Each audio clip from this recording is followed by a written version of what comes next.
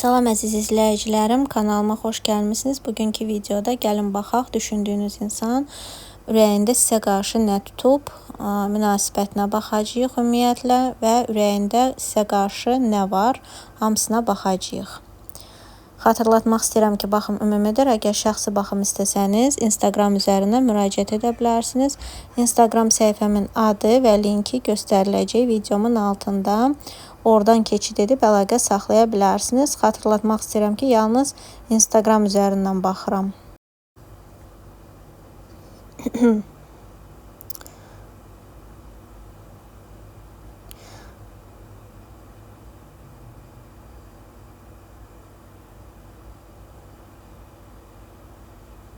Burada deməli düşündüyünüz insan, artıq görürəm, sizə qarşı duyğuları var, amma bu duyğular biraz necə deyərlər, negativ duyğularla yaxşı duyğuların miksidir burada. Çünki bu insan hansısa real addımı atmaq üçün sizin ilişkidə ya da sizə qarşı burada o insanın nəyisə qurban verməli olduğunu və həmçində nədənsə əl çəkməli olduğunu, yəni nəyisə qurban verməlidir və bu düşüncə belə ki, nəyisə mən qurban etməliyəm, nəyisə fəda etməliyəm bu insan üçün ya da bu ilişki üçün.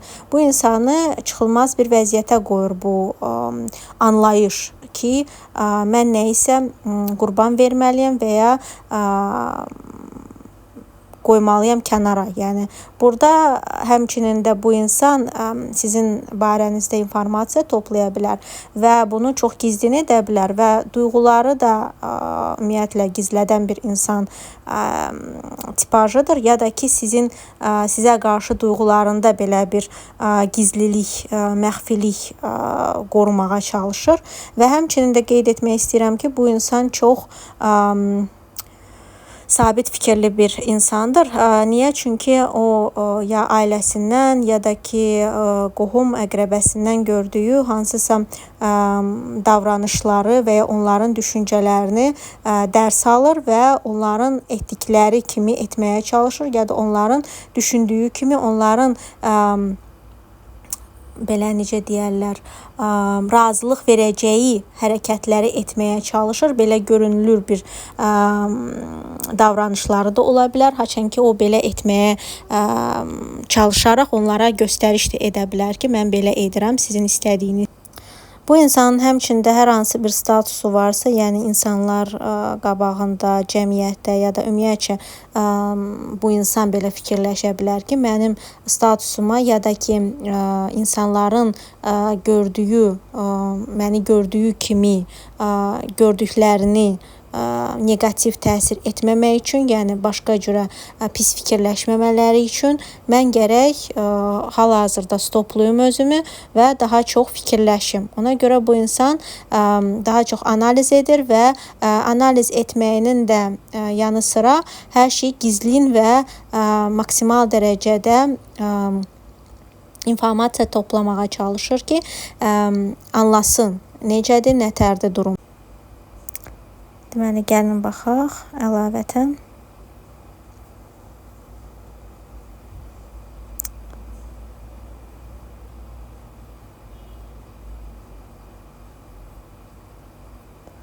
Deməli, bu insan nə etməyə çalışacaq? Burada belə bir şey göstərilir ki, bu insan hal-hazırda ya da yaxın gələcəkdə belə bir şey edəcək ki, dostları ilə ya da ailəsi ilə daha çox vaxt keçirməyə çalışacaq ki, sizə qarşı olan hər hansı bir deməli duyğulardan ya da hər hansı bir problemlərdən uzaq qalmaq üçün, yəni fikrini maksimal dərəcədə yayındırmaq üçün və bu həm onun ailə kimi gördüyü dostları, tanışları ola bilər, hansını ki ailədən görür, yəni qardaşı kimi görür ya da çox yaxın görür. Həmçinin də həmin şey, həmin durum onun ailəsi ilə də bağlı ola bilər ki, daha çox ailəsinə fokuslanır, ailəsi ilə daha çox vaxt keçirməyə çalışır və onların məsələləri ilə bağlı, onların işləri ilə bağlı daha çox fokuslanıb da öz hansısa əzabından ya da öz duyğularından, burada qarışıq gedir, çünki negativ və yaxşı duyğuların, yəni sevgi duyğularının birlikdə getməyi göstərilir.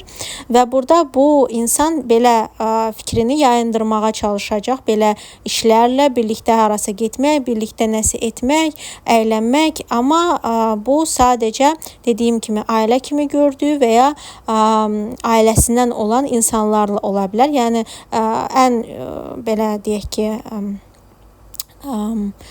ən birinci bu ailəsi də ola bilər ki, ailəsi ilə daha çox vaxt keçirməyə, zaman keçirməyə çalışır. Bu sonrasında dostları yaxın gördüyü, yəni ailəsi kimi gördüyü dostları da ola bilər. Deməli, gəlin əlavətən baxaq.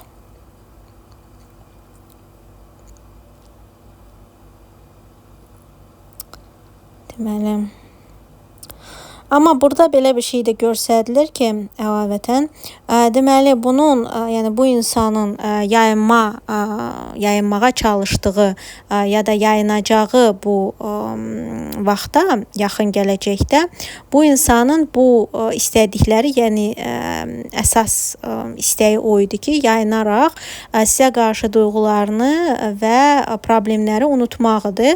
Burada bu insan bunu edə bilməyəcək, çünki hətta hər hansı bir deyək ki, birlikdə harasa gedirlər, birlikdə nəsə edirlər, amma təklikdə qaldıqda hər insan da təklikdə qalır hər hansı bir anında, yəni günlük deyək ki, keçirdir, amma sonrasında onun hansısa təklikdə qaldığı anlar olur, haçan ki, bu insan yenə xəyallara dala bilər və həmçinin də belə çoxlu birlikdə gedən fikirlər yaranır ağlında sizinlə bağlı. Yəni bunlar birlikdə keçirdiyiniz zaman ola bilər, həmçinin sizin hər hansı bir danışığınız ola bilər, amma bu tək deyil, yəni tək düşüncə deyil. Bu bir neçə xatirənin, bir neçə fikrin birlikdə getməsi ola bilər.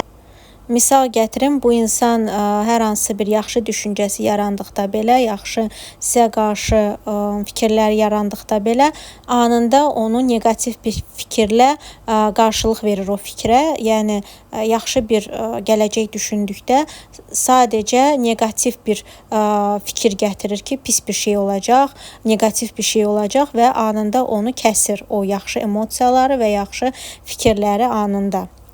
Və buna görə də bu insanın burada göstərilir ki, yəni bütün davranışları və çalışma çabası ki, unudum, belə də duyğularımı bastırım, bunlar alınmır. Çünki sonunda bu insan təklikdə qalanda bunlar hamısı yenə gəlir bu insanın ürəyinə və ağlına və bu da ona ağrı verir. Burada həmçinin başqa insanların qatışması da aktual ola bilər. Çünki burada bu insan ya dediyim kimi başqa insanların fikrinə də qulaq asmağa adət eləyə bilər. Həmçinin də bu insan onların hansısa hərəkətləri və ya qatışmağına görə də burada biraz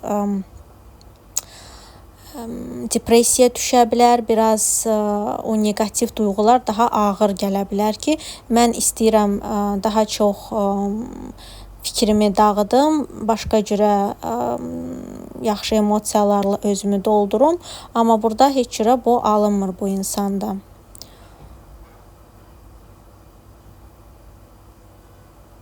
Deməli, burada bunun başlıca səbəblərindən burada baxıram. Deməli, burada başlıca səbəblərindən hansını ki, bu insan depressiyadadır və hər hansı bir addım atmaq istəmir.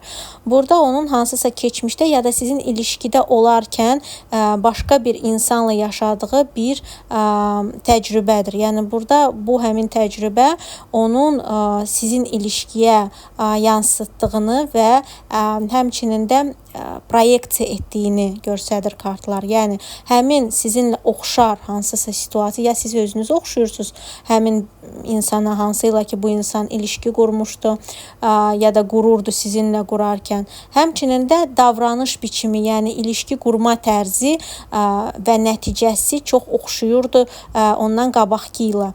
Və burada fərqlilik ondadır ki, bu insan keçmişdə bu həmin situasiyanı dəyişməyə çalışırdı, yəni başqa cürə davranmağa çalışırdı və real addımlar atmağa çalışırdı və gördü ki, bu alınmadı, yəni bu yaxşı bir nəticəyə gətirib çıxartmadı və siz həmin o insanın prototipi olaraq və o ilişkinin prototipi olaraq, yəni prototip hansısa yansıtması kimi, sanki o insan həmin o keçmişə baxır ya da o həmin ana baxır, hansını ki yaşamışdı və bunu görür. Yəni bunu da görməyi ona negativ duyğular verir. Çünki bu insan o həmin vəziyyətlə assosiasiya dedikləri, yəni həmin anı fikirləşir və həmin anı fikirləşərək də qərara gəlir ki, o vaxtda da heç nəyə yaxşı bir şey gətirib çıxartmadı. İndi də çıxartmayacaq. Bu həmçinin sizinlə yaşadığı keçmiş də ola bilər. Misal üçün, siz 5 il olsun, haçansa